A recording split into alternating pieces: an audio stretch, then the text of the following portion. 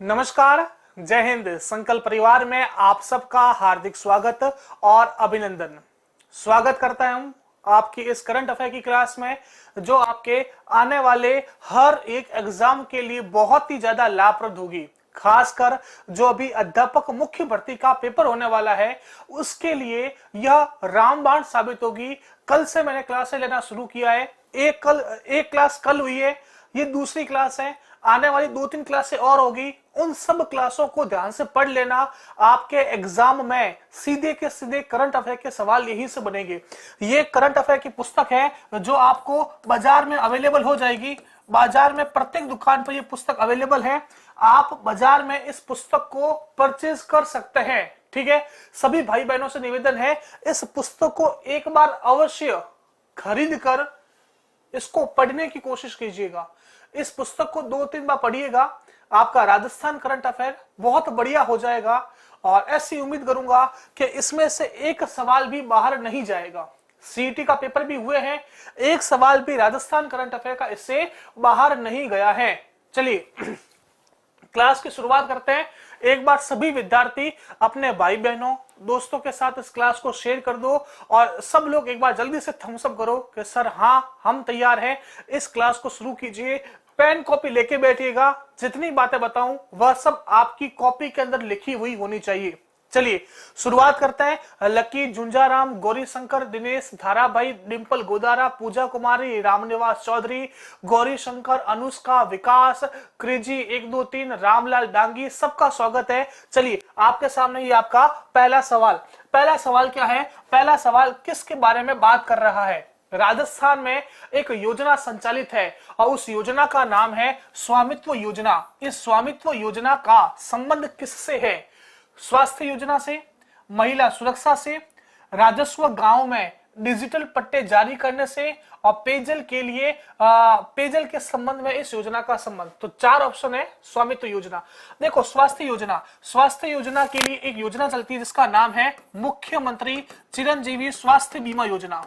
मुख्यमंत्री चिरंजीवी स्वास्थ्य बीमा योजना, ये राजस्थान में स्वास्थ्य की सबसे बड़ी योजना है। अभी तक इस योजना के तहत 10 लाख रुपए तक का इलाज करवाया जाता था। कितने का? 10 लाख रुपए तक का प्रति परिवार प्रति वर्ष। लेकिन इस बार के बजट के अंदर कौन सा बजट पेश हुआ था? 2023-24 का। इस बार के बजट के अंदर इसको 10 लाख से बढ़ाकर कितना कर दिया? इसको कर दिया 25 लाख रुपए। 25 लाख रुपए प्रति परिवार प्रति वर्ष कर दिया। इस बात को गांठ बांधिएगा। अब आप एक परिवार 25 लाख रुपए तक का इलाज फ्री में करवा सकता है। 25 लाख, ठीक है। इसका आंसर आएगा राजस्व गांव में डिजिटल पट्टे जारी करने से इसका संबंध है। डिजिटल पट्टे कहां पर? राजस्व गांवों में डिजिटल पट्टे जारी करने से इसका संबंध है। एक अभियान और है, उस अभियान का नाम है प्रशासन शहरों के संग। प्रशासन शहरों के संग और एक आता है प्रशासन गांवों के संग। ये दोनों अभियान भी आपको ध्यान रखने हैं, प्रशासन शहरों के संग और प्रशासन गांवों के संग। इसकी भी शुरुआत कब हुई थी? 2 अक्टूबर 2021 को इसकी शुरुआत हुई थी। 2 अक्टूबर 2021, प्रशासन शहरों के संग और प्रशासन गांवों के संग। इन दोनों का उद्देश्य क्या है कि शहरों और गांवों के अंदर किसी भी प्रकार की कोई समस्या आ रही है तो उन सब समस्याओं के निराकरण के लिए प्रशासन शहरों के बीच में जाएगा और प्रशासन गांवों के बीच में जाएगा ताकि जनता की समस्याओं का निपटारा किया जा सके। शुरुआत कब हुई थी? 2 अक्टूबर 2021 को। अगला सवाल, राजस्थान में संचालित निक्षय कवच योजना का संबंध किससे है? निक्षय कवच योजना का संबंध किससे है? एनीमिया की कमी से। देखो, राजस्थान में एक जिला है, उस जिले ने एनीमिया की जांच करने के लिए एक अभियान चलाया है। मिशन सुरक्षा चक्र। मिशन सुरक्षा चक्र ये राजस्थान में एक जिले के द्वारा चलाया गया मिशन सुरक्षा चक्र। आप लोग मुझे कमेंट बॉक्स में लिख के बता सकते हो वह जिला कौन सा है जिसने इस अभियान का संचालन किया है। किसके लिए किया है? महिलाओं व किशोरियों में एनीमिया की जांच करने के लिए मिशन सुरक्षा चक्र चलाया है। जल्दी से लिख के बताना। बहुत बढ़िया, दिनेश मीणा का सबसे पहले आंसर आया भाई, बहुत बढ़िया, बहुत शानदार। दिनेश मीणा उसने बता दिया कि वह जिला है, बहुत बढ़िया। विशाखा बेनीवाल, उसका भी आंसर आ गया, ठीक है। दिनेश मीणा, विशाखा बेनीवाल, अब सबके आंसर आ रहे हैं। वह आंसर है बाड़मेर। बाड़मेर के द्वारा मिशन सुरक्षा चक्र की शुरुआत की गई है, ठीक है भाई। निक्षय पोषण योजना यह टीबी संक्रमण की रोकथाम हेतु शुरू की गई है। टीबी संक्रमण की रोकथाम के लिए इस योजना का संचालन किया गया, निक्षय पोषण योजना, ठीक है। अगली बात, अब भारत से 2025 तक टीबी को खत्म करने का लक्ष्य है। कब तक? अपन को जो टीबी है, ट्यूबरक्यूलोसिस, उसको 2025 तक भारत से खत्म करना है, ठीक है। अगर आपको पूछे मलेरिया को कब तक खत्म करना है, मलेरिया को भारत से खत्म करना है 2030 तक। 2030 तक अपन को मलेरिया को भारत से खत्म करना है, बढ़िया बात है। अगर आपको पूछे कि टीबी के लिए एक योजना और चलती है, एक योजना चलती है जिसका नाम है निक्षय पोषण योजना। निक्षय पोषण योजना, यह भी किसके लिए है? यह भी चलती है जो टीबी संक्रमित रोगी होते हैं ना, उनके लिए, टीबी संक्रमित रोगियों के लिए चलती है। और इस योजना के अंदर जो टीबी से संक्रमित व्यक्ति है, उस व्यक्ति को अच्छे भोजन के लिए, वह अच्छा भोजन कर पाए, अच्छे भोजन के लिए सरकार के द्वारा उसको 500 रुपए प्रति माह दिए जाएंगे। कितने रुपए? 500 रुपए पर मंथ दिए जाएंगे। किस योजना के तहत? निक्षय पोषण योजना के तहत। किसको दिए जाएंगे? जो टीबी से संक्रमित रोगी है उसको दिए जाएंगे। कितने रुपए दिए जाएंगे? 500 रुपए प्रति माह दिए जाएंगे अच्छे भोजन करने के लिए। क्लियर है क्या? बहुत बढ़िया, बहुत शानदार। टीबी रोगियों को 500 रुपए दिए जाएंगे। अगला सवाल बताइए भाई, इस सवाल का आंसर क्या है? राजस्थान में योजना चलती है, उस योजना का नाम है उत्कर्ष योजना। उत्कर्ष योजना का संबंध किस विभाग से है? कौन सा विभाग है जो इस उत्कर्ष योजना को चला रहा है? चिकित्सा विभाग, सामाजिक न्याय मंत्रालय, शिक्षा विभाग, या राजस्थान राज्य बाल अधिकार संरक्षण आयोग? बताओ भाई, कमेंट बॉक्स में बताइए कि कौन सा विभाग उत्कर्ष योजना को चला रहा है। आंसर कीजिए फटाफट कमेंट बॉक्स के अंदर कि आंसर क्या आएगा। देखिए, उत्कर्ष योजना, इस उत्कर्ष योजना के अंदर जो जरूरतमंद बालक होंगे ना, जरूरतमंद बालक जो 18 वर्ष तक के हैं, 18 वर्ष तक के जो जरूरतमंद बालक हैं, उनको 2000 रुपए प्रति माह दिया जाएगा। 2000 रुपए प्रति माह दिया जाएगा। कौन इसका संचालन कर रहा है? इसका संचालन कर रहा है राजस्थान राज्य बाल अधिकार संरक्षण आयोग। ये आयोग है जो इसका संचालन कर रहा है। और इस आयोग की वर्तमान में अध्यक्ष कौन है? ये सवाल पेपर में बहुत छपेगा। आपके पेपर में, आपके सिलेबस के अंदर एक टॉपिक दे रखा है चर्चित व्यक्ति। ये चर्चित व्यक्ति सारे के सारे याद कीजिएगा। प्रमुख नियुक्तियां जो भी हुई है वह सब चर्चित है, ठीक है। तो इसके वर्तमान में अध्यक्ष कौन है? वह आ जाएगी संगीता बेनीवाल। क्या नाम आ जाएगा? संगीता बेनीवाल। वह इसकी वर्तमान में अध्यक्ष है। किसकी? राजस्थान राज्य बाल अधिकार संरक्षण आयोग की। अगर सवाल थोड़ा सा चेंज करूं, राजस्थान राज्य महिला आयोग की वर्तमान अध्यक्ष कौन है? राजस्थान राज्य महिला आयोग की वर्तमान अध्यक्ष कौन है? तो आंसर क्या आएगा? वह आएगा रेहाना रियाज चिश्ती। रेहाना रियाज चिश्ती ये राजस्थान राज्य महिला आयोग के अध्यक्ष है। और राजस्थान राज्य बाल अधिकार संरक्षण आयोग के अध्यक्ष कौन है? संगीता बेनीवाल। दोनों चीजें आपको ध्यान रखनी है, दोनों आपके पेपर के हिसाब से बहुत महत्वपूर्ण है, ठीक है। चलिए अगली बात, राज्य में संचालित मुखबिर प्रोत्साहन योजना के तहत मुखबिर को दे अंतिम प्रोत्साहन राशि की सीमा अधिकतम क्या है? देखो ये सवाल किसके लिए है? देखो हमारे राजस्थान के जो मुख्यमंत्री हैं अशोक गहलोत, उन्होंने बोला कि अगर कोई राज्य में कर चोरी करता है, क्या चोरी करता है? कर चोरी। कर चोरी का मतलब हो गया कि जो पैसा कमाता है लेकिन उस पे टैक्स नहीं देता, तो कर चोरी कर रहा है। और कोई व्यक्ति है जो कर चोरी कर रहा है, और अगर कोई व्यक्ति इस कर चोरी की सूचना सरकार को देगा, कर चोरी की सूचना सरकार को देने पर सरकार उसे अधिकतम 25 लाख रुपए तक का प्रोत्साहन राशि देगी।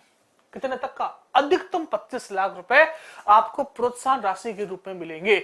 अगर आप कर चोरी की सूचना किसको देते हो, आप सरकार को देते हो, तो इस कंडीशन के अंदर आपको 25 लाख रुपए राज्य सरकार के द्वारा दिए जाएंगे। योजना का नाम क्या है, मुखबिर प्रोत्साहन योजना। उम्मीद कर रहा हूं कि आपको समझ में आया होगा। मुखबिर प्रोत्साहन योजना के तहत 25 लाख रुपए है वह आपको दिए जाते हैं अगर आप कर चोरी की सूचना किसको देते हो, सरकार को देते हो। बताइए अगला सवाल, राजस्थान के किस गांव को बर्ड विलेज के नाम से जाना जाता है? बर्ड विलेज के नाम से किस गांव को जाना जाता है, जल्दी से बताइए।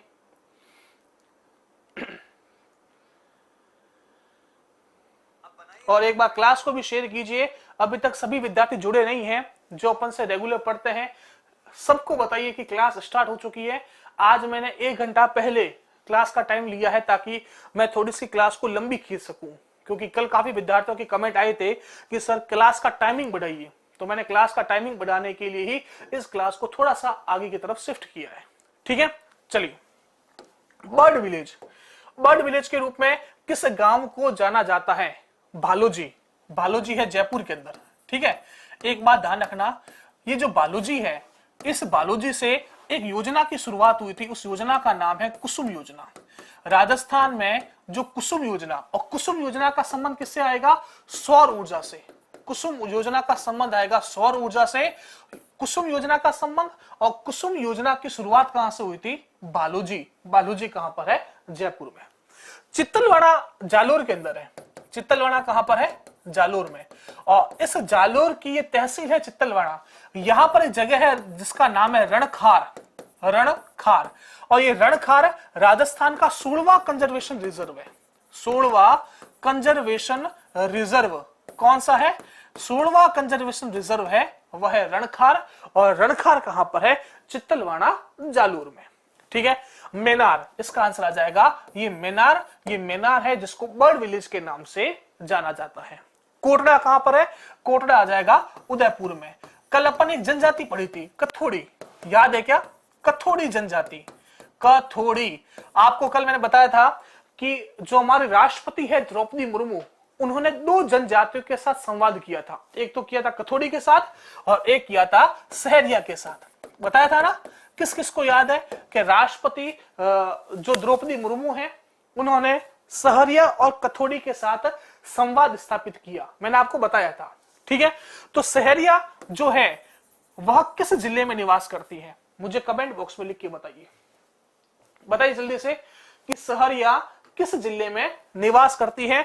मैंने कल आपको सवाल भी पूछा था कि सहरिया जनजाति का कुंभ कौन सा मेला होता है, तो आपने बताया था सीताबाड़ी का मेला। याद आया ना?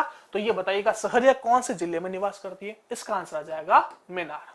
ठीक है, एक बात और ध्यान रखिएगा कि अगर आपको पूछे राजस्थान में बर्ड पार्क कहां पर है, राजस्थान में बर्ड पार्क, तो ये आ जाएगा गुलाब बाग उदयपुर। गुलाब बाग उदयपुर में है, वह है बर्ड पार्क। और अगर पूछे राजस्थान में बर्ड हाउस कहां पर है, राजस्थान में बर्ड हाउस, तो ये आ जाएगा नागौर में। राजस्थान में बर्ड हाउस है नागौर में, बर्ड पार्क है उदयपुर में, और बर्ड विलेज है मेनार, जो कहां पर है? उदयपुर में। बहुत बढ़िया, सहरिया निवास करती है 12 के अंदर। बहुत शानदार, फटाफट आंसर कीजिए और अगले सवाल की तरफ चलिए। प्रदेश की किस ग्राम पंचायत को केंद्र सरकार ने राष्ट्रीय स्तर पर हेल्दी विलेज घोषित किया? कौन सी ग्राम पंचायत है जिसको राष्ट्रीय स्तर पर हेल्दी विलेज घोषित किया गया है? पहला बटेरी, दूसरा आमेर, तीसरा दहमी कल्ला और चौथा जमानपुर। देखो, जो बटेरी है, ये बटेरी है जयपुर में, और इस बटेरी को प्रधानमंत्री, जो पूर्व प्रधानमंत्री थे हमारे, पूर्व प्रधानमंत्री मनमोहन सिंह, उन्होंने गोद लिया था।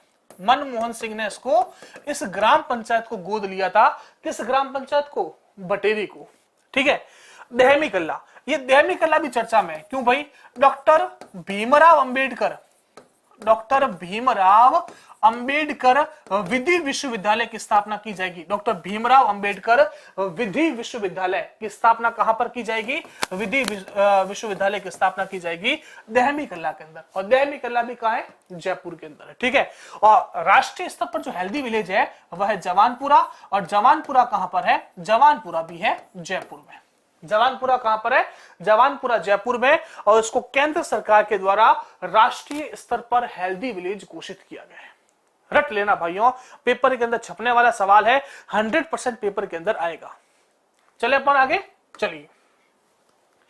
देश का पहला हेरिटेज रिवर फ्रंट किस नदी पर बनाया जाएगा? देश का पहला हेरिटेज रिवर फ्रंट किस नदी पर बनाया जाएगा? माही, चंबल, अनास या घग्गर? बताओ।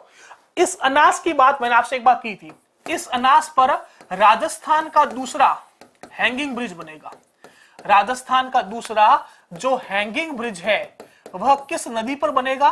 वह बनेगा अनास नदी पर। डूंगरपुर और बांसवाड़ा के मध्य राजस्थान का दूसरा हैंगिंग ब्रिज अनास नदी पर बनेगा। क्लियर बात है। और देश का पहला हेरिटेज रिवर फ्रंट ये चंबल नदी पर बनेगा। किस नदी पर? चंबल नदी पर। ठीक है, एक बात ध्यान रखना, इसी चंबल नदी के किनारे चंबल माता की मूर्ति की स्थापना होगी। चंबल माता की मूर्ति की भी स्थापना होगी, मूर्ति की स्थापना होगी। और इसकी जो हाइट है वह है 256 फीट की हाइट है इसकी।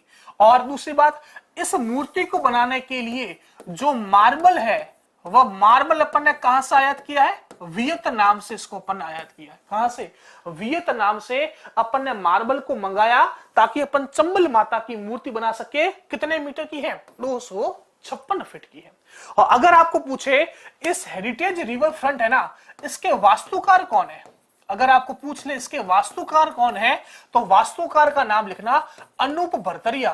क्या नाम है? अनूप भरतरिया। अनूप भरतरिया ये इसके वास्तुकार है। किसके? चंबल रिवर फ्रंट के वास्तुकार कौन है? वह आ जाएंगे अनूप भरतरिया। क्लियर बात है। चलो, वास्तुकार की बात आई है तो एक वास्तुकार और है, लक्ष्मण व्यास। लक्ष्मण व्यास, इनका नाम भी ध्यान रखिएगा। लक्ष्मण व्यास कौन है? देखो, आपको पता है कि हमारा नया संसद भवन बन रहा है। नया संसद भवन बन रहा है। इस नए संसद भवन की जो छत है, उस छत के ऊपर अशोक स्तंभ बनाया अभी अभी हाल ही में। अशोक स्तंभ बनाया है जिसका उद्घाटन किया है प्रधानमंत्री नरेंद्र मोदी ने। ठीक है, तो जो इस अशोक स्तंभ के जो वास्तुकार है, उस वास्तुकार का नाम क्या है? लक्ष्मण व्यास। और लक्ष्मण व्यास राजस्थान में राजस्थान ललित कला अकादमी के अध्यक्ष है।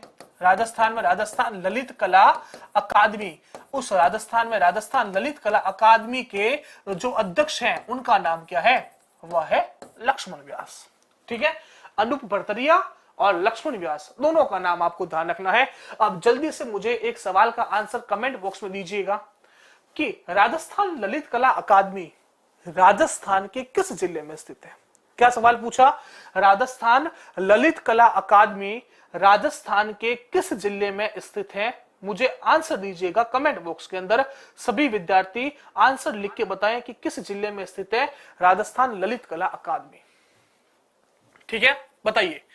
क्लास को शेयर करो ताकि सब विद्यार्थी जुड़ सके। अभी तक सबको पता नहीं है कि क्लास शुरू हो चुकी है।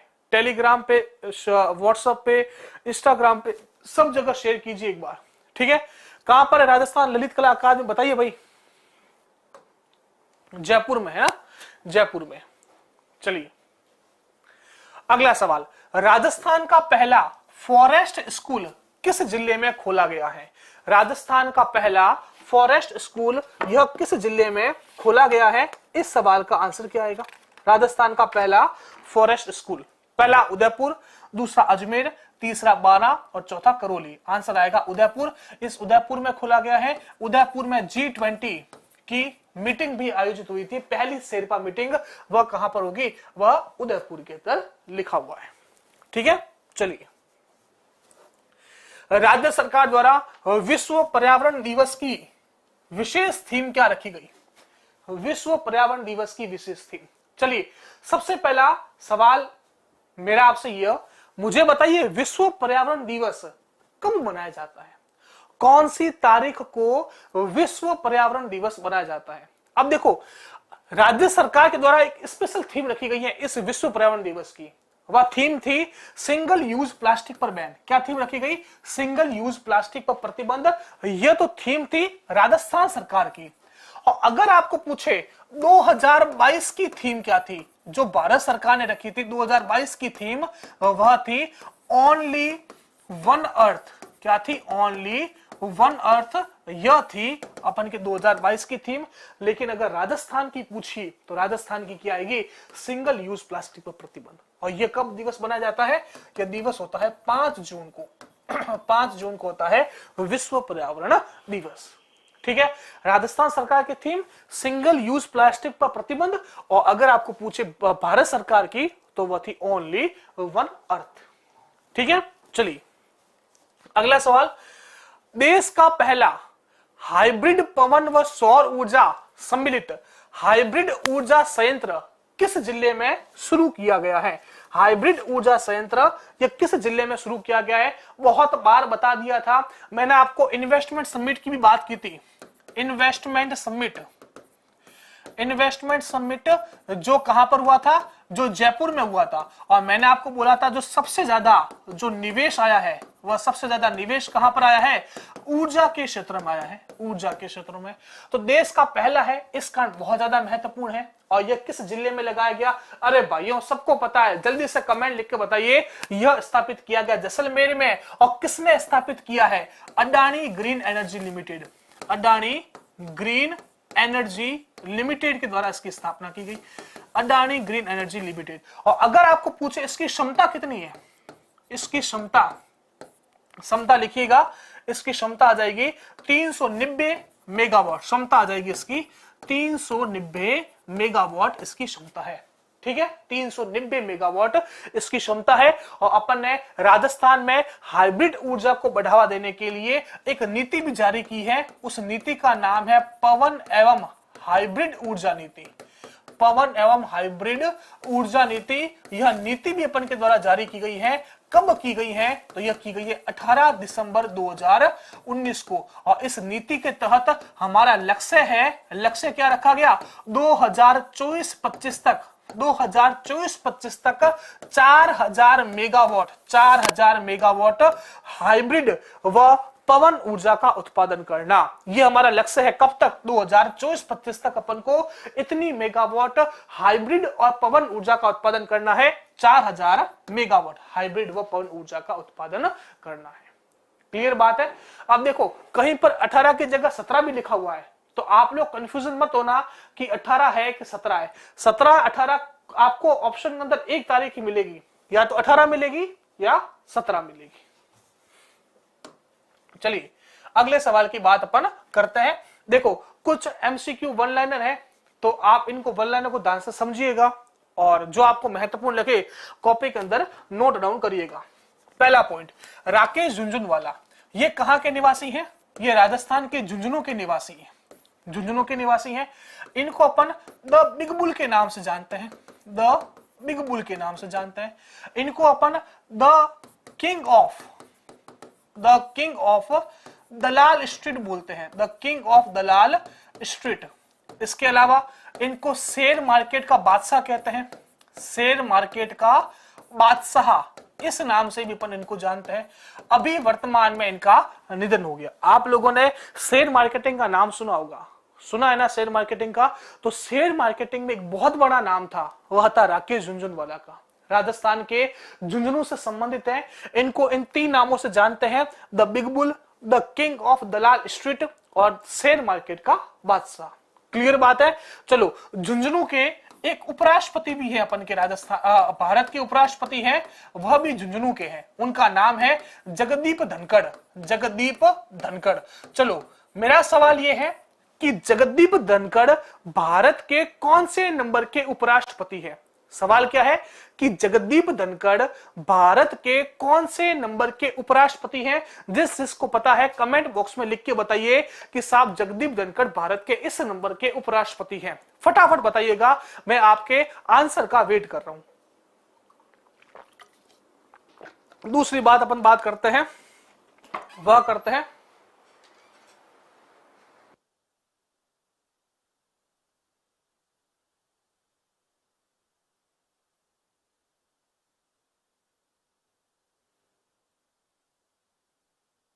चलिए बहुत बढ़िया।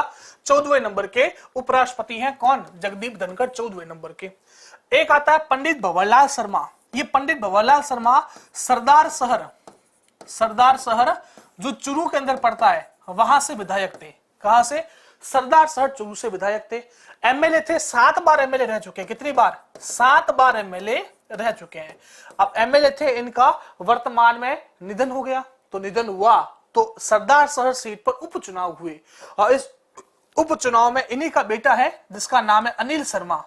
ये अनिल शर्मा इसमें विजयी हो गया। अनिल शर्मा वर्तमान में इस सरदार शहर चूरू से एमएलए है। एक युद्ध नशे के विरुद्ध राष्ट्रीय बाल अधिकार संरक्षण आयोग द्वारा संचालित है। राष्ट्रीय बाल अधिकार संरक्षण आयोग के द्वारा इस अभियान को संचालित किया गया। राष्ट्रीय बाल अधिकार संरक्षण आयोग के द्वारा इस अभियान को संचालित किया गया और इस अभियान में राजस्थान का एक जिला है जिसको सम्मानित किया गया। मुझे आप बताओगे कि राजस्थान का वह जिला कौन सा है जिसको एक युद्ध नशे के विरुद्ध के तहत राष्ट्रीय बाल अधिकार संरक्षण आयोग के द्वारा सम्मानित किया गया। उस जिले का नाम लिख के बताइएगा। मैं आप सबका वेट कर रहा हूं कि कौन लिख के बताएगा। ठीक है, चलिए अगला सवाल। SHE ये एक अभियान है। इसकी फुल फॉर्म है सी हैज एम्पावर्ड और यह झुंझुनू जिले के द्वारा संचालित है। झुंझुनू जिले के द्वारा संचालित। इसका उद्देश्य है महिलाओं को स्वरोजगार प्रदान करना। महिलाओं को स्वरोजगार प्रदान करने के लिए इस अभियान की शुरुआत की गई। महिलाओं को स्वरोजगार प्रदान करने के लिए इस अभियान की शुरुआत की गई। अभियान का नाम क्या है? अभियान का नाम है SHE she has empowered. Clear बात है, बहुत बढ़िया। बूंदी जिला, एक युद्ध नशे के विरुद्ध, यह किसके? इसमें बूंदी जिले को सम्मानित किया गया। बूंदी जिले को इसमें सम्मानित किया गया है। याद कर लेना, सी हैज एम्पावर्ड किसका है? यह झुंझुनू का है और एक युद्ध नशे के विरुद्ध में झुंझुनू को सम्मानित किया गया। ऑपरेशन क्लीन स्वीप, यह पुलिस के द्वारा संचालित किया गया। कौन सी पुलिस? राजस्थान पुलिस के द्वारा संचालित किया गया और इसमें मादक पदार्थों की तस्करी को रोकना इसका उद्देश्य था। मादक पदार्थों की तस्करी को रोकना, मादक पदार्थों की तस्करी को रोकना इसका उद्देश्य था। ठीक है, राजस्थान पुलिस के द्वारा संचालित है। क्लियर? चलिए एक बार मुझे लिख के बताइए कि राजस्थान पुलिस के वर्तमान पुलिस महानिदेशक कौन है? कमेंट बॉक्स में आंसर दीजिए। राजस्थान पुलिस के पुलिस महानिदेशक वर्तमान में कौन है? आंसर करके बताइएगा। ऑपरेशन समानता, ये किस जिले के द्वारा संचालित है? तो बूंदी जिले के द्वारा संचालित है ऑपरेशन समानता। ऑपरेशन समानता किस जिले का है? तो यह बूंदी जिले का है।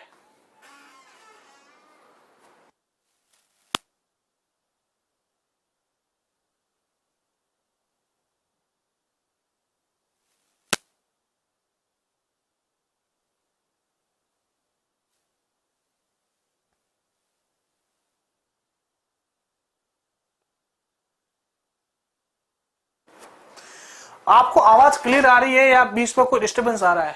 एक बार बताना, शायद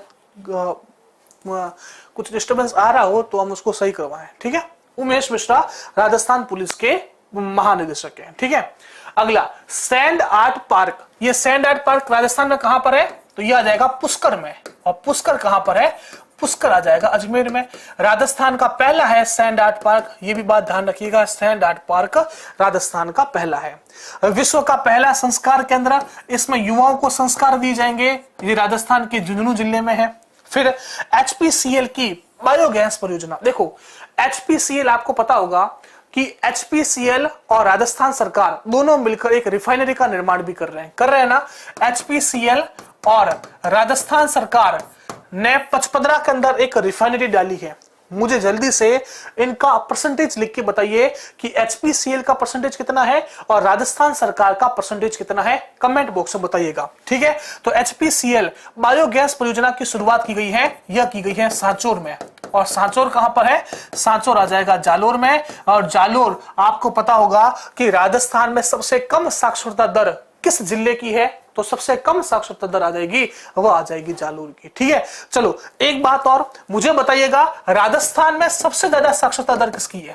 राजस्थान में सबसे ज्यादा साक्षरता दर किस जिले की है? सबसे ज्यादा साक्षरता दर किस जिले की है? सबसे कम किसकी है? सबसे कम तो है जालोर की। और सबसे ज्यादा साक्षरता दर किस जिले की है? बताओ। HPCL का है 74% और राजस्थान सरकार का है 26%। और यह भारत की पहली रिफाइनरी है जो BS6 पर आधारित है। BS6 पर आधारित भारत की पहली रिफाइनरी है। यह पचपदरा की है। इसमें BS की फुल फॉर्म क्या है? BS की फुल फॉर्म है वह है भारत स्टेज। भारत स्टेज है वह इस BS की फुल फॉर्म है। क्लियर बात है? बहुत बढ़िया। जल्दी से लिख के बताइए। कोटा। कोटा वह जिला है जिसकी साक्षरता दर राजस्थान में सबसे ज्यादा है। चलिए अगले सवाल की बात करते हैं। राज्य जनजातीय क्षेत्रीय विकास विभाग द्वारा एक क्षेत्र है जिसका नाम है समाई माता क्षेत्र, उसको इको टूरिज्म बनाने की घोषणा की गई। यह किस जिले में स्थित है? सबको पता है। जितने भी विद्यार्थी लाइव देख रहे हो एक बार कमेंट बॉक्स में कमेंट करो। कीर्ति, हैप्पी, नेमाराम, शिवजी राम, विशाखा बेनीवाल, पलक गुज्जर। राजस्थान जनजातीय क्षेत्र विकास विभाग, सबसे पहली बात इसके मंत्री कौन है? इसके मंत्री आ जाएंगे अर्जुन लाल बामणिया। क्या नाम आएगा? अर्जुन लाल बामणिया वर्तमान में इसके मंत्री है, अर्जुन लाल बामणिया। ठीक है, बढ़िया बात है। समाई माता क्षेत्र यह राजस्थान के बांसवाड़ा में है। राजस्थान के बांसवाड़ा में है और इसी बांसवाड़ा के अंदर एक पहाड़ी है, उस पहाड़ी का नाम है मानगढ़ पहाड़ी। और ये मानगढ़ पहाड़ी अभी हाल ही में राष्ट्रीय स्मारक को घोषित किया गया। मानगढ़ पहाड़ी को राष्ट्रीय स्मारक घोषित किया गया, इस कारण यह चर्चा में भी थी ना। मानगढ़ पहाड़ी कहां पर है? बांसवाड़ा में। एक आपको पता है, एक मैंने कल आपको एक मालासेरी के बारे में बात की थी। मालासेरी डूंगरी, मालासेरी डूंगरी, ये यहां पर देवनारायण भगवान का मंदिर है। और देवनारायण भगवान है, उनकी एकवीं जयंती पर सार्वजनिक अवकाश की घोषणा की गई। सार्वजनिक अवकाश की घोषणा की गई थी। तो आप मुझे बताइए कि जो देवनारायण भगवान है यह गुर्जरों के आराध्य देव है, गुर्जर समाज है उनके आराध्य देव है। तो मालासेरी डूंगरी में प्रधानमंत्री नरेंद्र मोदी पधारे थे। मुझे बताइए यह किस जिले में है? मालासेरी डूंगरी राजस्थान के किस जिले में है? कमेंट बॉक्स में जल्दी से लिख के बताइएगा। मालासेरी डूंगरी आसिंद में है, और बता दिया आसिंद में है। जिला मुझे कमेंट बॉक्स में सब लोग लिख के बताइए। अगला सवाल, राष्ट्रीय स्तर पर शांति, सद्भावना और प्रकृति संरक्षण के संदेश को लेकर 28वां ट्री ऑफ पीस शांति का पेड़ लगाया गया। यह किस जिले में लगाया गया? बहुत बढ़िया। प्रवीण कटारा, नेमाराम, सहवाग, रमेश, शिवजीराम, बहुत बढ़िया। आसिंद भीलवाड़ा। देवनारायण भगवान का मंदिर है, गुरुजनों को समर्पित है और उनकी एकवीं जयंती पर सार्वजनिक अवकाश की घोषणा की गई है। ठीक है, बताओ इसका। देखो 28वां पेड़ लगाया गया है, मतलब उससे पहले 27 पेड़ लगाए जा चुके हैं। 27 ट्री लगाए जा चुके हैं। 27 पेड़ 16 देशों में लगाए गए। 27 पेड़ 16 देशों में लगाए गए। और जो भारत है वह 17वां देश है। भारत है वह 17वां देश है जहां पर 28वां द ट्री ऑफ पीस लगाया गया। और यह कहां पर लगाया गया? यह लगाया गया मेहरानगढ़ दुर्ग में। कहां पर? मेहरानगढ़ दुर्ग में इस पेड़ को लगाया गया। अब आप सब लोग समझदार हो, मुझे यह बता दो कि मेहरानगढ़ दुर्ग राजस्थान के किस जिले में? उस दुर्ग के अंदर ये 28वां ट्री ऑफ पीस लगाया गया और यह आ जाएगा अपने राजस्थान के जोधपुर में। क्लियर है? तो जोधपुर इसका आंसर है। राजस्थान हस्तशिल्प नीति 2022 कब जारी की गई? राजस्थान में जो हाथ से किसी चीज का निर्माण होता है उस चीज के निर्माण को बढ़ावा देने के लिए हस्तशिल्प नीति जारी की गई है। हस्तशिल्प नीति के साथ साथ में एक नीति और आई थी, तो दोनों नीतियों की तारीख एक ही है। एक तो है राजस्थान हस्तशिल्प नीति और एक है राजस्थान MSME नीति। राजस्थान MSME नीति और राजस्थान हस्तशिल्प नीति, ये दोनों नीतियां एक साथ ही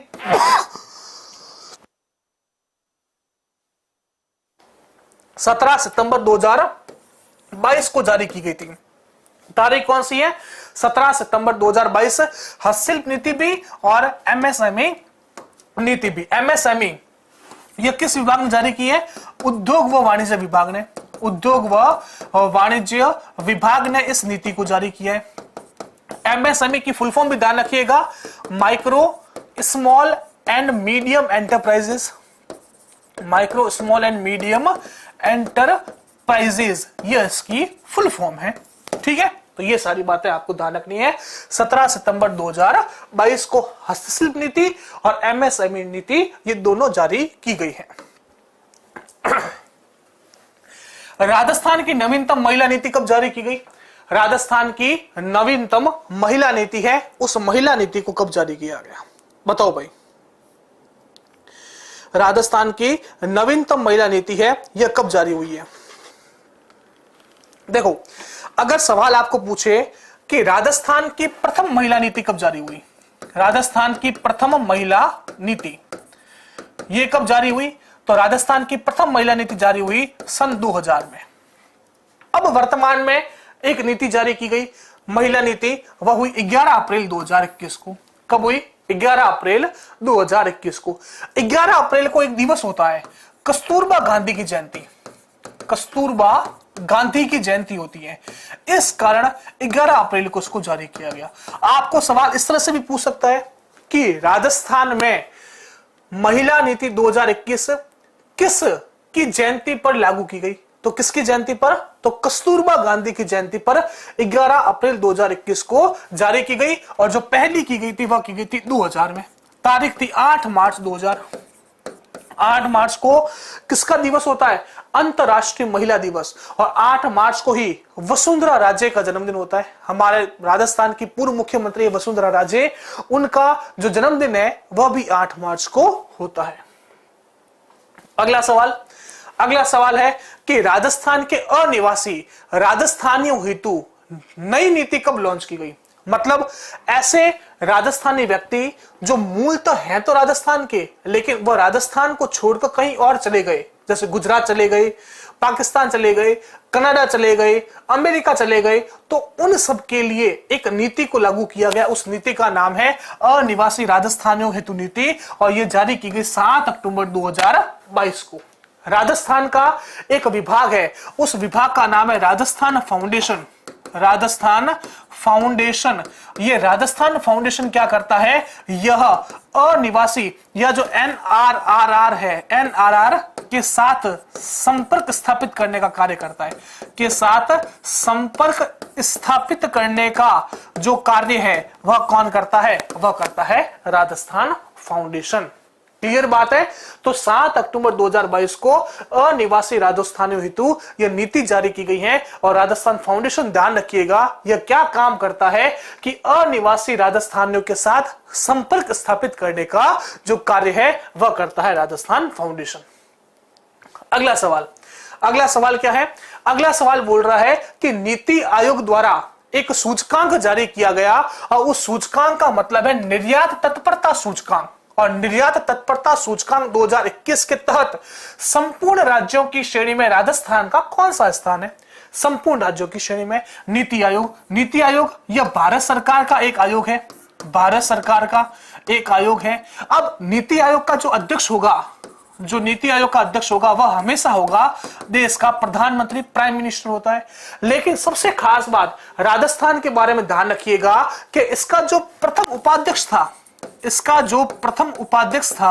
वह अपन के राजस्थान का था, उसका नाम क्या है? अरविंद पनगड़िया। क्या नाम है? अरविंद पनगड़िया, ये इसके प्रथम उपाध्यक्ष थे। याद रख लीजिएगा, ये राजस्थान के जयपुर के रहने वाले हैं, ये प्रथम उपाध्यक्ष थे और ये राजस्थान के रहने वाले हैं। ठीक है, अरविंद पनगड़िया नीति आयोग के प्रथम उपाध्यक्ष थे। वर्तमान में कौन है? वर्तमान में है सुमन बेरी। ठीक है, तो संपूर्ण राज्यों की श्रेणी में राजस्थान का कौन सा स्थान है? राजस्थान का स्थान है 11वां। क्लियर बात? अब अगर आपको पूछे स्थलबद्ध राज्यों की श्रेणी में, स्थलबद्ध राज्यों की श्रेणी में राजस्थान का स्थान, स्थलबद्ध राज्यों की श्रेणी में राजस्थान का कौन सा स्थान है? अब सवाल चेंज हो गया। अगर आपको पूछे 28 राज्यों और 8 केंद्र शासित प्रदेशों के अंदर राजस्थान का स्थान 11वां, लेकिन ऐसे राज्य जो लैंडलॉक है, मतलब जो समुद्र से सीमा नहीं लगाते, तो इस क्रम में राजस्थान का कौन सा स्थान है? अब कौन बताएगा? तो उसका आंसर आएगा, वो आएगा 6वां। तो इसमें आंसर आ जाएगा 6वां। क्लियर बात। दो तरह से सवाल आते हैं। निर्यात तत्परता सूचकांक में संपूर्ण राज्यों की श्रेणी में राजस्थान का 11वां और निर्यात तत्परता सूचकांक में स्थलबद्ध राज्यों की श्रेणी में राजस्थान का 6वां। क्लियर है कि नहीं है? एक बात जल्दी से थम्स अप करो अगर आपको समझ में आ गई है। और अगर आपको पूछे कि प्रथम स्थान किसका है तो प्रथम स्थान आ जाएगा गुजरात का। गुजरात का प्रथम स्थान है। बताओ भाई क्लियर है क्या नहीं है? बहुत शानदार चीज बताई है। रट लेना, सूचकांक आपके पेपर के अंदर आते हैं और आपको याद करने होते हैं। चलो भाई अगला सवाल। नीति आयोग द्वारा जारी राज्य ऊर्जा और जलवायु सूचकांक 2022 में राजस्थान का कौन सा स्थान है? ऊर्जा और जलवायु सूचकांक ये किस आधार पर जारी किए जाते हैं? ये इस आधार पर जारी किए जाते हैं भाई किसी भी राज्य के अंदर ऊर्जा दक्षता कितनी है, ऊर्जा दक्षता कितनी है और ऊर्जा की पहुंच कितनी है, ऊर्जा की पहुंच कितनी है, उसके आधार पर इस सूचकांक को जारी किया जाता है। इसमें राजस्थान का स्थान है 25वां और इसमें प्रथम कौन है? इसमें भी प्रथम है वह है गुजरात। इसमें भी प्रथम कौन है?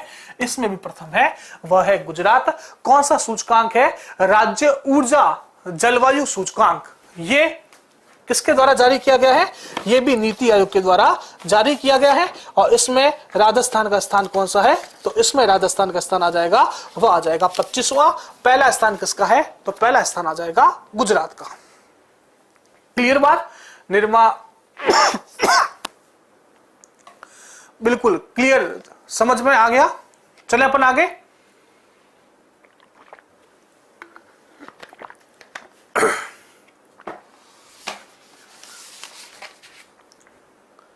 चले अपन आ गए, अगला सवाल अपन डिस्कस करते हैं। ये रहा अगला सवाल। राष्ट्रीय खाद्य सुरक्षा अधिनियम, राष्ट्रीय खाद्य सुरक्षा अधिनियम नेशनल फूड सिक्योरिटी एक्ट हेतु जारी राज्य रैंकिंग सूचकांक के पहले संस्करण में राजस्थान को कौन सा स्थान मिला? अब देखो ये क्या होता है राष्ट्रीय खाद्य सुरक्षा अधिनियम।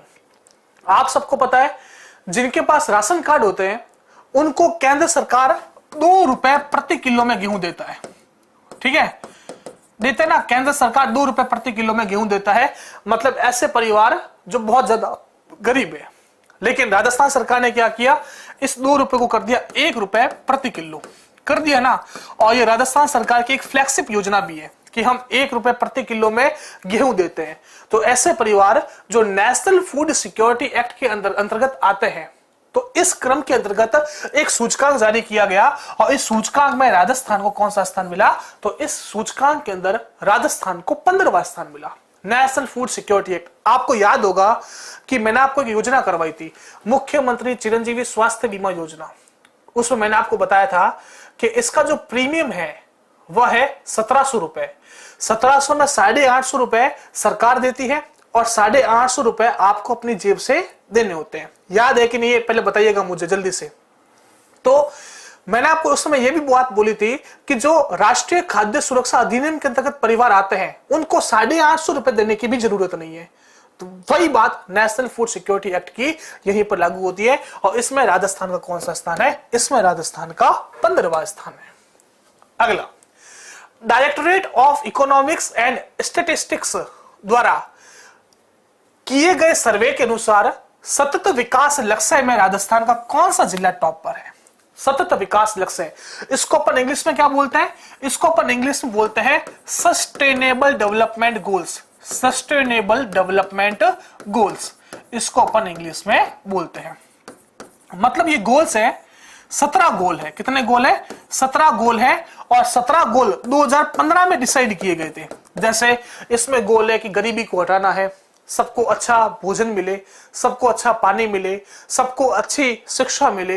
इस तरह से कुल 17 गोल है और 17 गोलों को 2015 में बनाया गया था और इसको पूरा कब तक करना है? 2030 तक करना है।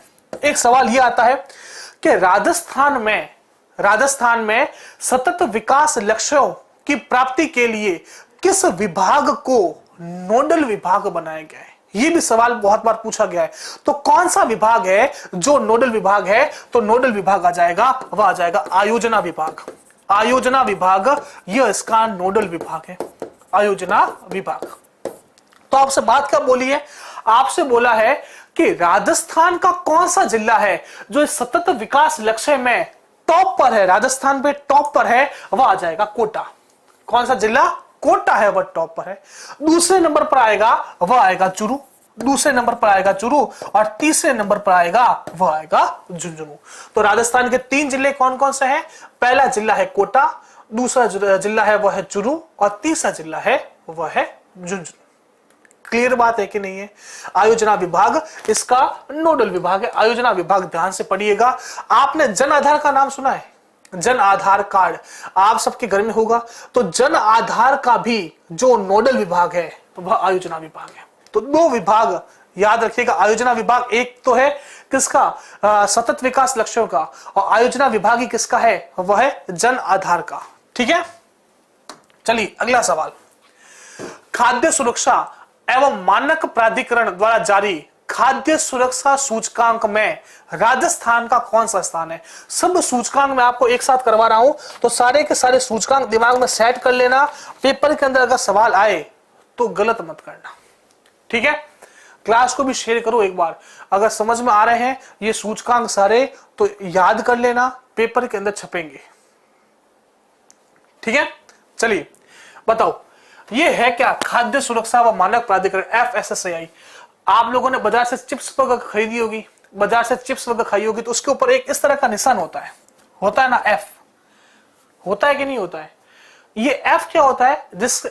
जिस पैकेट के ऊपर इस तरह का एक निशान बना होता है, उसका मतलब ये होता है कि ये जो चीज है वह खाने लायक है, मतलब इसके अंदर कोई गड़बड़ी नहीं है, सरकार इसको सुनिश्चित करती है। ठीक है, तो उसके द्वारा 7 जून को, कब? 7 जून को एक सूचकांक जारी किया गया, और इस सूचकांक के अंदर ये बताया गया कि भाई कौन सा राज्य जो खाद्य पदार्थ है वो एकदम सुरक्षित उपलब्ध करवाने में टॉप पर है, और राजस्थान का कौन सा स्थान है? तो इसमें राजस्थान का स्थान है 10वां। मतलब भारत के 28 राज्यों और 8 केंद्र शासित प्रदेशों में राजस्थान 10वें नंबर पर है जो सुरक्षित खाना प्रदान करता है अपने नागरिकों को। तो राजस्थान का कौन सा स्थान आ जाएगा? वह आ जाएगा 10वां। और 7 जून को एक दिवस आता है, उसका नाम है विश्व खाद्य सुरक्षा दिवस। विश्व खाद्य सुरक्षा दिवस ये कब आता है? 7 जून को आता है। और एक दिवस आता है 16 अक्टूबर को, यह आता है विश्व खाद्य दिवस। विश्व खाद्य दिवस। तो दोनों के बारे में ध्यान रखिएगा। 16 अक्टूबर विश्व खाद्य दिवस, और विश्व खाद्य सुरक्षा दिवस कब आता है? 7 जून को। दोनों दिवस है जो आपको दिमाग में सेट करके रखना है, 7 जून और 16 अक्टूबर। क्लियर? हाँ, मैं रैंकिंग करवा रहा हूं, जो महत्वपूर्ण रैंकिंग है सब मैंने आपको एक साथ करवाई है। क्लियर हो गया? समझ में आई कि नहीं आई? बताओ भाई। अगला, राजस्थान का पहला ग्रीनफील्ड एयरपोर्ट किस जिले में स्थित है? बताओ, कमेंट बॉक्स में कमेंट करके बताइएगा कि राजस्थान का जो पहला ग्रीनफील्ड एयरपोर्ट है वह राजस्थान के किस जिले में स्थित है। अगर आप में से किसी को पता हो तो बताइए।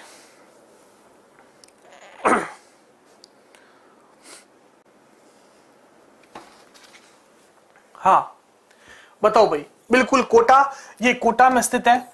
ये जो कोटा वही जिला है जो आपको पता होगा सिग्नल फ्री सिटी है, signal free city. Cattle free city भी कौन सी है? कैटल फ्री सिटी भी कोटा है। और इसी कोटा के अंदर एक योजना की शुरुआत की गई थी, देव नारायण योजना। याद है आपको? देव नारायण योजना किसके लिए थी? पशुपालकों के लिए थी। किसके लिए थी? पशुपालकों के लिए देव नारायण योजना की शुरुआत की गई थी। और कल मैंने आपको करवाया था कि देव नारायण योजना के तहत यहां पर गोबर से ऊर्जा उत्पादित करने का संयंत्र स्थापित किया गया ना। गोबर से ऊर्जा, कौन सी योजना है? देव नारायण योजना कोटा में शुरू की गई। तो इसका आंसर क्या आ जाएगा? कोटा। कोटा इसका आंसर है। अगला सवाल, ऑस्ट्रेलिया और भारत इन दोनों ने मिलकर एक युद्ध अभ्यास किया, और उस युद्ध अभ्यास का नाम है ऑस्ट्रा हिंद। मुझे बताइए इस ऑस्ट्रा हिंद का आयोजन राजस्थान के किस जिले में हुआ? ऑस्ट्रा हिंद युद्ध अभ्यास राजस्थान के किस जिले में किया गया? इस सवाल का आंसर मुझे कमेंट बॉक्स के अंदर लिख के बताना है। ठीक है, पहली बात ये हुआ कहां पर, तो मैं आपको बता देता हूं, महाजन फील्ड फायरिंग रेंज। महाजन फील्ड फायरिंग रेंज में हुआ। और महाजन फील्ड फायरिंग रेंज कहां पर है? ये आ जाएगा बीकानेर में। तो बीकानेर के अंदर यह युद्ध अभ्यास हुआ है। कल अगर आपको याद हो, कल मैंने आपको बताया था कि भारत और जो मिस्र है, इन दोनों ने मिलकर एक युद्ध अभ्यास किया था, उसका नाम था साइक्लोन प्रथम। किया था ना, साइक्लोन प्रथम। मुझे बताइए, यह राजस्थान में हुआ था, लेकिन राजस्थान के किस जिले में हुआ? साइक्लोन प्रथम युद्ध अभ्यास राजस्थान के किस जिले में हुआ? कमेंट बॉक्स में बताइए। भेरूदास, निर्मा सेन, पप्पू, सोनिया, बंटी मीणा, देव की लाडली, एसएसएस महरिया, सब बताइएगा कहां पर हुआ। मिस्र के जो राष्ट्रपति हैं अब्देल फतह अल सीसी, ये भारत के 74वें गणतंत्र दिवस पर मुख्य अतिथि के रूप में आए थे ना, तो उस समय मैंने आपको ये बात बताई थी।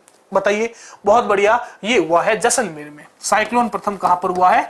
ये हुआ है जैसलमेर में। और एक युद्ध अभ्यास आता है, उसका नाम है गरुड़। गरुड़, ये गरुड़ भारत और फ्रांस के बीच में हुआ। भारत और फ्रांस के बीच में हुआ। और ये कहां पर हुआ गरुड़? ये भी हुआ जोधपुर के अंदर। जोधपुर में हुआ है गरुड़। एक युद्ध अभ्यास आता है ईस्टर्न ब्रिज। कौन सा आता है? Eastern bridge. ईस्टर्न ब्रिज युद्ध अभ्यास, ये भारत और ओमान के बीच में होता है। किसके बीच में? भारत और ओमान के बीच में। और ये भी कहां हुआ? ये भी जोधपुर के अंदर हुआ। एक युद्ध अभ्यास आता अल नजाहा। अल नजाहा, ये अल नजाहा भारत और ओमान के बीच में होता है, लेकिन ये हुआ कहां पर? ये हुआ है बीकानेर के अंदर। बीकानेर के अंदर हुआ है अल नजाहा। तो ये प्रमुख युद्ध अभ्यास है जो राजस्थान में आयोजित किए गए। आपको ध्यान रखना है। सबसे महत्वपूर्ण मेरे को यह लग रहा है साइक्लोन प्रथम भारत और मिस्र ने आयोजित किया है। कहां पर किया है? जैसलमेर में। बीकानेर में हुआ है, वह हुआ है ऑस्ट्रो हिंद। गरुड़ हुआ है जोधपुर में। ईस्टर्न ब्रिज हुआ है ओमान जोधपुर में। अल नजा कहां हुआ है? यह हुआ है बीकानेर में। क्लियर है? तो ये प्रमुख युद्ध अभ्यास लिख दीजिएगा कॉपी के अंदर। यहां से अगर सवाल आए तो कृपया करके गलत मत कीजिएगा। क्लियर है? समझ में आई कि नहीं आई?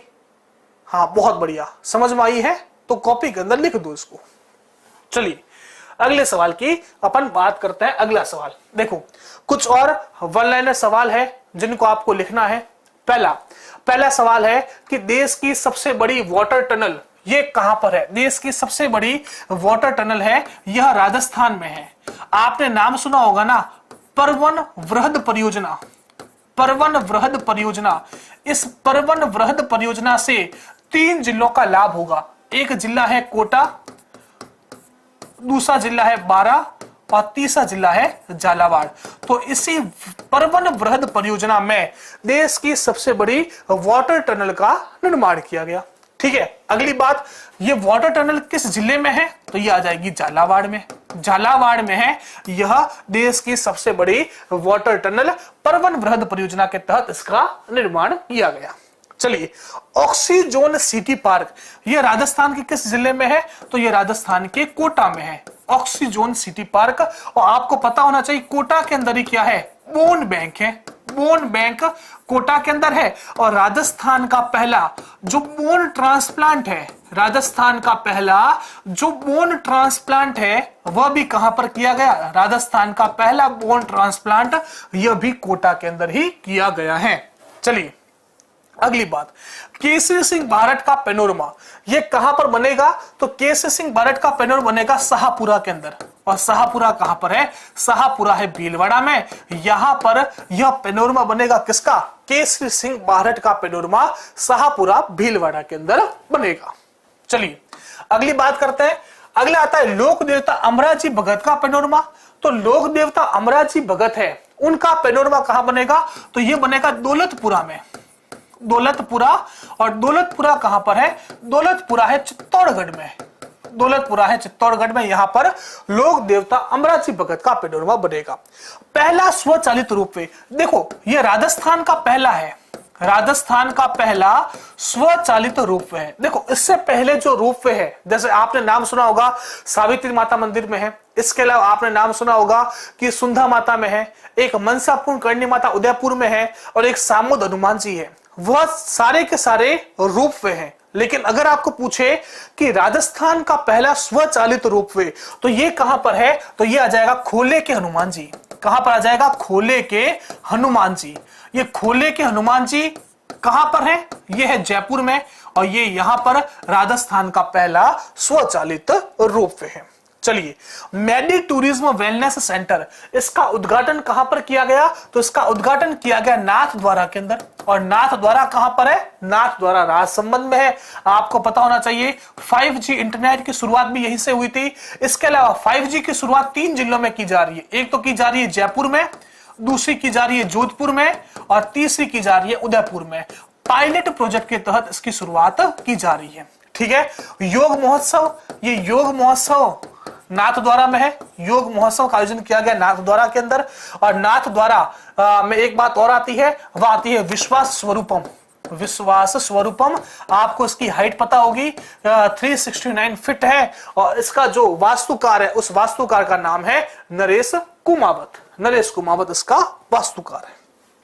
अगली बात, अंडरग्राउंड विद्युत लाइन वाली पहली ग्राम पंचायत कौन सी है, तो यह आ जाएगी मांडल ग्राम पंचायत।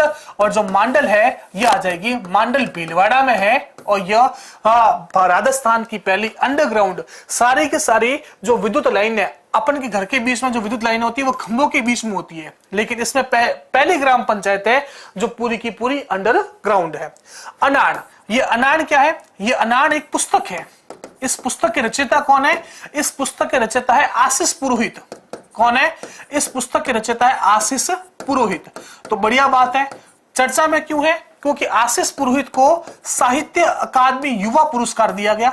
साहित्य अकादमी युवा पुरस्कार दिया गया, साहित्य अकादमी युवा पुरस्कार दिया गया है 2022 का। किस पुस्तक के लिए दिया गया, इसी पुस्तक के लिए दिया गया। पुस्तक का नाम है अनाड़। और ये खुद कहां के रहने वाले हैं, ये रहने वाले हैं नोहर हनुमानगढ़ के रहने वाले हैं। नोहर हनुमानगढ़ के रहने वाले हैं आशीष पुरोहित। बढ़िया बात। पचरंग चोला पहर सखीरी, ये क्या है, ये भी एक पुस्तक है। इस पुस्तक के लेखक कौन है, इस पुस्तक के लेखक है माधव हाडा। माधव हाडा, इस माधव हाडा को अभी हाल ही में 32वां बिहारी पुरस्कार दिया गया। 32वां बिहारी पुरस्कार दिया गया, 32वां बिहारी पुरस्कार दिया गया 2022 के अंदर दिया गया। 32वां बिहारी पुरस्कार माधव हाडा को उनकी रचना पचरंग चोला पहर सखीरी के लिए दिया गया। तो ये सारी की सारी बातें आपको ध्यान रखनी है, पेपर के अंदर छपेगी। चलिए अपन आगे, चलिए अगली बात अपन करते हैं। अगला सवाल कौन सा है उसके बारे में अपन चर्चा करते हैं। समझ में आ रही है बातें, एक बार जल्दी से थम्स अप करो। अगर आपको इसका स्क्रीनशॉट लेना है तो स्क्रीनशॉट ले लीजिए। बिहारी पुरस्कार की शुरुआत कब हुई, तो 1991 में इसकी शुरुआत हुई थी। सबसे पहली बार यह दिया गया था जय सिंह नीरज को। जय सिंह नीरज को। रचना का नाम क्या था, ढाणी का आदमी। इसकी रचना का नाम है, वह है ढाणी का आदमी। ढाणी का आदमी। क्लियर, बताइए क्लियर है कि नहीं है। सर हाईकोर्ट एलडीसी के करंट अफेयर काफी है ना, बिल्कुल काफी है। इतना पढ़ लो तो ही निहाल हो जाओगे, लेकिन इतना पढ़ना पड़ेगा ना, बातें करने से कुछ नहीं है, इतना पढ़ लो बहुत है। चले अपन आगे, चलिए अगले सवालों की बात करते हैं। अगले सवाल कौन कौन से हैं। रक्षा मंत्री राजनाथ सिंह ने देश के पहले स्वदेशी अटैक हेलीकॉप्टर, जिसका नाम क्या है, जिसका नाम है रुद्र, उस रुद्र को किस एयरफोर्स स्टेशन पर वायुसेना में शामिल किया। किसने किया, रक्षा मंत्री ने किया। और रक्षा मंत्री का नाम है राजनाथ सिंह। कौन से एयरपोर्ट पर किया, जैसलमेर पर, उत्तरलाई पर, जोधपुर पर और बीकानेर पर। देखो उत्तरलाई है ना, उसको उत्तरलाई को अभी आम जनता के लिए खोला गया है। ये सैनिक एयरपोर्ट था, लेकिन अब उसको आम जनता के लिए खोल दिया। उत्तरलाई है कहां पर, उत्तरलाई है बाड़मेर के अंदर। उत्तरलाई है बाड़मेर के अंदर। ठीक है, चलो बाड़मेर का एक रेलवे स्टेशन, उसका नाम है मियां का बाड़ा। मियां का बाड़ा रेलवे स्टेशन, इसका नाम परिवर्तित किया। नया नाम क्या रखा गया, मियां का बाड़ा रेलवे स्टेशन, इसका नया नाम क्या रखा गया, कमेंट बॉक्स में बताइए। इसका आंसर आएगा, वह आएगा जोधपुर। जोधपुर एयरफोर्स स्टेशन पर इस रुद्र को वायुसेना में सम्मिलित किया गया।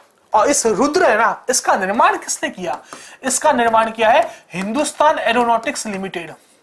Hindustan aeronautics, Hindustan aeronautics limited के द्वारा इसका निर्माण किया गया, जो कहां पर है, जो बेंगलुरु के अंदर है। कहां पर है, बेंगलुरु। बहुत बढ़िया आंसर आ गया। मियां का बाड़ा का नया नाम क्या है, वह है महेश नगर रेलवे स्टेशन।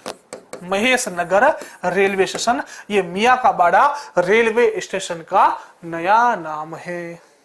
क्लियर बात है क्या? चलो अगले सवाल की चर्चा करते हैं। राज्य में एंटी ड्रोन ऑपरेशन के लिए नोडल सेंटर किस जिले में बनाया गया? देखो, एंटी ड्रोन ऑपरेशन, इसका मतलब ये होता है कि भाई साहब यहां पर हमारी पाकिस्तान की सेना लगती है और यहां पर अपन के राजस्थान की सीमा लगती है ना। यहां पर क्या है, यहां पर है पाकिस्तान। मुझे चलो इस अंतरराष्ट्रीय सीमा की लंबाई लिख के बताओ। इस सीमा को अपन बोलते हैं रेड क्लिफ लाइन। इसकी लंबाई कितनी है, आप लोगों ने भूगोल में पढ़ा है, मुझे लिख के बताओ। तो पाकिस्तान क्या करता है, यहां से ड्रोन छोड़ता है, ये ड्रोन छोड़ता है ताकि वह राजस्थान के अंदर यहां पर आकर कुछ निगरानी कर सके, कुछ देख सके कि भाई राजस्थान के अंदर क्या चल रहा है। तो पाकिस्तान के ड्रोन को देखते ही मारने के लिए एक ऑपरेशन है, उस ऑपरेशन का नाम है एंटी ड्रोन ऑपरेशन। तो उसका जो नोडल सेंटर है वह राजस्थान के कहां पर बनाया गया है, बीकानेर के अंदर बनाया गया है। कहां पर आएगा, तो बीकानेर के अंदर ये एंटी ड्रोन ऑपरेशन का नोडल सेंटर है जो बनाया गया है। ये पाक के द्वारा की गई नापाक हरकतों के कारण बनाया गया है। बहुत बढ़िया। इसकी लंबाई है 1070 किलोमीटर। 1070 किलोमीटर इस अंतरराष्ट्रीय सीमा की लंबाई आएगी। अगला सवाल, बहुत शानदार सवाल, पेपर के अंदर छपेगा। सवाल क्या है, सवाल है कि धूलखेड़ा जीपिया अभी हाल ही में चर्चा में रहा, यह है कहां पर? पहली बात तो यह है भीलवाड़ा के अंदर। यह कहां पर है, भीलवाड़ा के अंदर है। और यह किस खनिज के कारण चर्चा में रहा? यूरेनियम, तांबा, लोहा, सोना। बताओ भाई, किस खनिज के कारण चर्चा में? यूरेनियम के कारण जो जगह चर्चा में रही है उस जगह का नाम है खंडेला। क्या है, खंडेला। और खंडेला कहां पर है, खंडेला है सीकर के अंदर। ये यूरेनियम खनिज के कारण चर्चा में रहा। और जो धूलखेड़ा जीपिया है वह लोहे के कारण चर्चा में रहा। किसके कारण, लोहे के कारण। और ये है कहां पर है, भीलवाड़ा के अंदर है। ठीक है। और सोने की पहली अधिसूचना जारी की गई भीलवाड़ा में। सोने की पहली अधिसूचना किस जिले के जारी की गई, तो वह की गई भीलवाड़ा के लिए जारी की गई है। तो यह भी बात आप लोगों को ध्यान रखनी है। चलिए, मुख्यमंत्री दुग्ध उत्पादक संबल योजना में अनुदान राशि ₹2 प्रति लीटर से बढ़ाकर कितने की जाने की घोषणा की गई? देखो, राजस्थान में जो पशुपालक है, उन पशुपालकों को जो दूध उत्पादित करते हैं उनको पहले ₹2 प्रति लीटर अनुदान दिया जाता था, लेकिन अब इसको बढ़ा दिया। इस योजना की शुरुआत हुई थी 2013 में। बाद में जब बीजेपी की सरकार आई थी तब इस योजना को बंद कर दिया और पुनः इसकी शुरुआत की गई है 2019 में। पुनः शुरुआत हुई है 2019 में। पहले मिलते थे ₹2, लेकिन अब कितने मिलते हैं? अरे भाइयों बताइए, सबको पता है ना। बहुत बढ़िया। SS महरिया, निर्मल, पिंक कुमारी, सरोज, राम गोदारा, सबको पता है ₹5। बहुत शानदार, ₹5 प्रति लीटर अनुदान दिया जाता है। ₹5 प्रति लीटर यह दूध अनुदान दिया जाता है। अगली बात, Rajiv Gandhi scholarship for academic excellence योजना के तहत विदेशों में निःशुल्क अध्ययन के लिए 8 लाख वार्षिक आय से बढ़ाकर यह आय कितनी कर दी? देखो, सरकार ने 20 अगस्त 2021 को इस योजना की शुरुआत की। 20 अगस्त 2021 को। इसका मकसद क्या था? इसका मकसद था कि भाई ये राजीव गांधी की जयंती होती है, आपको पता होगा, सद्भावना दिवस के रूप में मनाते हैं अपन। राजीव गांधी की जयंती है ना, सद्भावना दिवस राजीव गांधी की जयंती है। तो इस योजना के तहत क्या होता है कि राजस्थान के जो 200 मेधावी विद्यार्थी है, कितने? राजस्थान के जो 200 मेधावी टैलेंटेड विद्यार्थी हैं, उनको विदेशों में पढ़ने के लिए भेजा जाएगा। तो पहले इसकी जो वार्षिक आय सीमा थी वह थी 8 लाख रुपए, लेकिन अब कितनी कर दी? 25 लाख रुपए। कितनी कर दी है?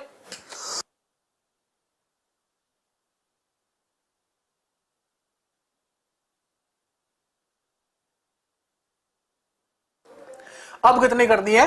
अब करती है 25 लाख रुपए। चलो भाई, मुख्यमंत्री कृषक साथी योजना के तहत 2000 करोड़ की राशि को बढ़ाकर कितना किया गया? 2000 करोड़ की राशि थी, अब मिलते हैं 5000 करोड़। कितने? 5000 करोड़ इसके तहत कर दिए गए। 5000 करोड़ इसका आंसर है। अगला सवाल, प्रदेश के राजकीय छात्रावास के विद्यार्थियों को गेस्ट फैकल्टी के माध्यम से कठिन विषयों की कोचिंग हेतु कौन सी योजना शुरू की गई? ये बहुत फैल मार गई योजना, ठीक है। अभी वर्तमान में इस योजना का जो दरवाजा है वो बंद हो गया है। ये योजना थी विद्या संबल योजना। कौन सी योजना थी? विद्या संबल योजना। इस विद्या संबल योजना के तहत गेस्ट फैकल्टी की व्यवस्था की गई थी, ठीक है। विद्या संबल योजना, ध्यान रखिएगा। अगला सवाल, 1 अप्रैल 2022 से इंदिरा गांधी मातृत्व पोषण योजना को कितने जिले में लागू किया गया? देखो, ये योजना वास्तव में शुरू हुई थी 2020 में, लेकिन जब 2020 में शुरू हुई तो ये राजस्थान के 5 जिलों में लागू की गई थी। कितने जिलों में? 5 जिलों में। 5 जिलों में एक आ जाएगा डूंगरपुर, एक आ जाएगा बांसवाड़ा, एक आ जाएगा प्रतापगढ़, एक आ जाएगा बारां, और एक जिला और था डूंगरपुर, बांसवाड़ा, प्रतापगढ़, बारां, और एक था उदयपुर। इन 5 जिलों में सबसे पहले शुरू की गई थी। और इस योजना के तहत होता क्या है? इस योजना के तहत अगर कोई माता है वह दूसरी संतान को जन्म देती है तो वह अच्छा भोजन प्राप्त कर सके, इस कारण 6000 रुपए की आर्थिक सहायता दी जाती है। कितने रुपए की? 6000 रुपए की आर्थिक सहायता दी जाती है। पहले 5 जिलों में शुरू की गई थी, लेकिन 1 अप्रैल 2022 से इसको संपूर्ण राजस्थान में लागू किया गया। 33 जिलों में अब इसको लागू किया गया है। आंसर क्या आएगा? 33 जिलों में इसको लागू किया गया। अगली बात, मुख्यमंत्री चिरंजीवी सड़क दुर्घटना स्वास्थ्य बीमा योजना की शुरुआत कब से हुई? देखो, एक तो आती है मुख्यमंत्री चिरंजीवी स्वास्थ्य बीमा योजना। मुख्यमंत्री चिरंजीवी स्वास्थ्य बीमा योजना, इसकी जो शुरुआत है ना वह हुई है 1 मई 2021 से। 1 मई 2021 से। और ये है चिरंजीवी सड़क दुर्घटना स्वास्थ्य बीमा योजना, है ना। ये स्वास्थ्य बीमा योजना है और ये सड़क दुर्घटना स्वास्थ्य बीमा योजना है। इसकी शुरुआत हुई है 1 मई 2022 से। दोनों अलग अलग है।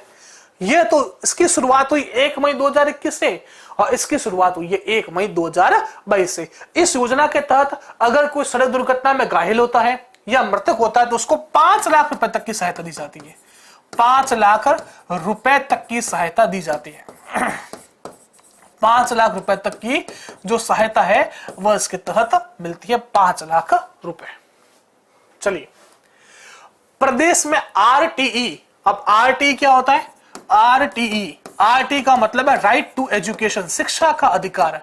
राइट टू एजुकेशन, शिक्षा का अधिकार। ये अधिनियम 2009 में आया था और 1 अप्रैल 2010 को पूरे भारत में लागू किया गया। 1 अप्रैल 2010 को पूरे भारत में इसको लागू किया गया था। इस अधिनियम के तहत कक्षा 1 से 8 तक के जो 6 से 14 वर्ष तक के बालक है वह फ्री में अध्ययन कर सकते हैं। उनको अपनी पढ़ाई का पैसा देने की जरूरत नहीं है। 1 से 8 तक के विद्यार्थियों के लिए। किसके लिए था? 1 से 8 तक के लिए। लेकिन सरकार ने बोला कि हम 9 से 12 तक की भी शिक्षा फ्री करवाएंगे। किसके लिए? सिर्फ बालिकाओं के लिए। किस योजना के तहत फ्री में शिक्षा दी जाएगी? आंसर क्या आएगा? इंदिरा शक्ति फीस पुनर्भरण, मुख्यमंत्री बाल गोपाल, मुख्यमंत्री शिक्षा अलंकार या IM शिक्षा योजना। इसका आंसर आएगा इंदिरा गांधी फीस पुनर्भरण योजना। इसका आंसर क्या जाएगा? वाजा ए नंबर। इसके तहत जो 9 से 12 तक की बालिकाएं हैं उनको भी फ्री में शिक्षा दी जाएगी। ठीक है, चलिए अगला सवाल। अगला सवाल क्या आता है? राजस्थान में IM शक्ति उड़ान योजना। तो देखो इसमें क्या होगा? सैनिटरी नैपकिन का वितरण किया जाएगा। किसका? सैनिटरी नैपकिन का वितरण किया जाएगा। Sanitary napkin. आपको पता होगा कि राजस्थान में ऐसी बालिका और महिलाएं जिनकी उम्र 10 से लेकर 45 साल के बीच में, किसके बीच में? 10 से लेकर 45 साल के बीच में है, उनको फ्री में सैनिटरी नैपकिन दी जाएंगी। फ्री में सैनिटरी नैपकिन, ताकि महिलाओं के स्वास्थ्य के प्रति जागरूकता फैले। ठीक है, और इस योजना की शुरुआत हुई थी 19 दिसंबर 2021 को। कब हुई थी? 19 दिसंबर 2021 को इस योजना की शुरुआत हुई थी, उड़ान योजना। और इस उड़ान योजना का बहुत अधिक व्यापक प्रचार प्रसार हो, इस कारण राज्य स्तर पर 2 तथा जिला स्तर पर 1 ब्रांड एम्बेसडर बनाया जाएगा। राज्य स्तर पर तो 2 बनेंगे और जिला स्तर पर 1 ब्रांड एम्बेसडर बनेंगे। ध्यान रखिएगा कौन सी योजना है? IM शक्ति उड़ान योजना। ठीक है, चलिए अगला सवाल। मुख्यमंत्री कोरोना बाल कल्याण योजना के तहत जो अनाथ हुए बालक हैं उनको बालिग होने तक कितने रुपए की प्रति माह सहायता दी जाएगी? मुख्यमंत्री कोरोना बाल कल्याण योजना मतलब ऐसे बालक जिन्होंने अपने माता पिता को कोरोना की वजह से खो दिया, या फिर एक की मृत्यु हो गई थी और जो दूसरा माता या पिता में से कोई बचा था उसको कोरोना ने खा लिया, तो इस कंडीशन के अंदर उसको एक मुश्त तो मिलेगा, 1 लाख रुपए, एक मुश्त मिलेंगे 1 लाख। उसको प्रति माह जो पेंशन मिलेगी वह मिलेगी 2500 रुपए प्रति माह। और जब वह बालक 18 वर्ष की आयु पूर्ण करेगा तब उसको मिलेंगे 5 लाख रुपए, ताकि वह अपना कोई स्वरोजगार है या फिर वह कोई व्यापार करना चाहता है या फिर शिक्षा प्राप्त करना चाहता है तो वह प्राप्त कर सके। तो उसको बालिग होने तक प्रतिमाह 2500 रुपए की मासिक पेंशन दी जाएगी। कितने रुपए की? 2500 रुपए की। तो ये कुछ सवाल थे।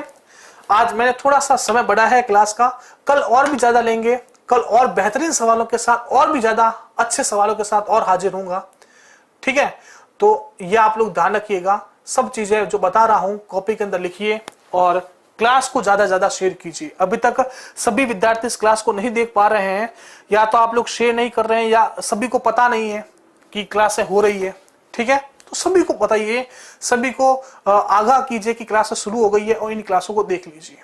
चलिए आज की क्लास यहीं तक। धन्यवाद, जय हिंद। मिलते हैं आने वाली क्लासों में इसी जोश और जुनून के साथ। शुभ रात्रि।